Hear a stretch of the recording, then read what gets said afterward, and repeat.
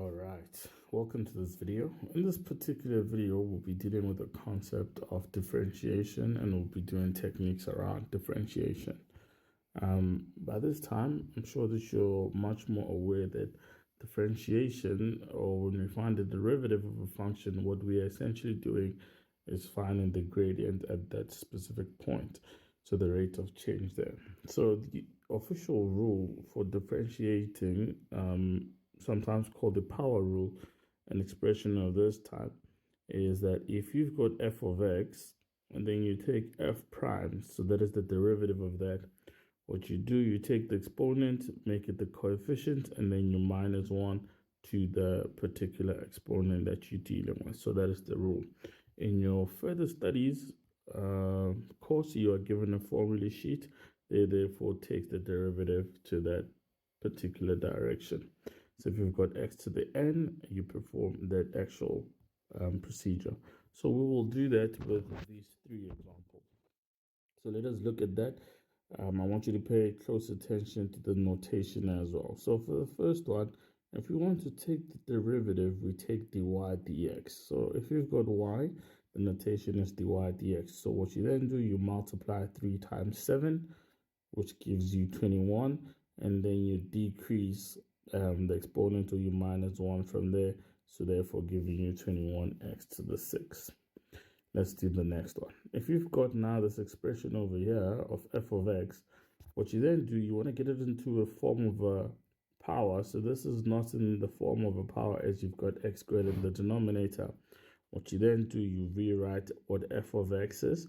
You bring that up. So using the exponent power rule, that becomes x to the negative 2 minus 4. And then what you then do, you take f prime of x, which is now the derivative of that.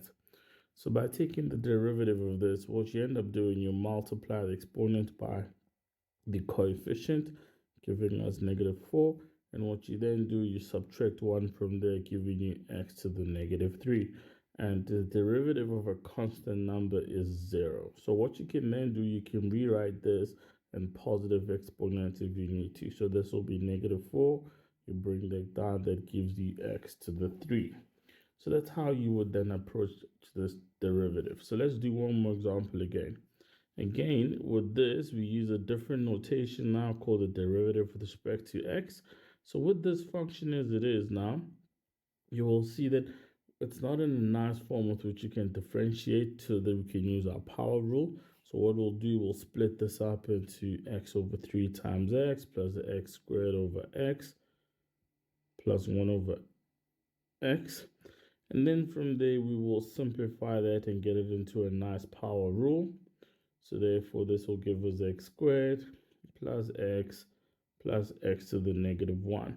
So now this is in a good power rule, just like the rules that we get for differentiation. And therefore, we can remove the dx by taking the derivative there.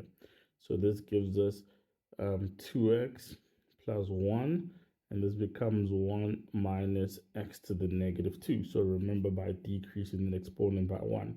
So you can see that the exponent is we've got it in a negative power. So therefore, we can rewrite this by going plus 1 minus 1 over x squared. So now all of our exponents are in a positive form. I hope this is a good reminder, as this is covered in normal comments. I will do another video just doing 3 more examples. So see you in the next.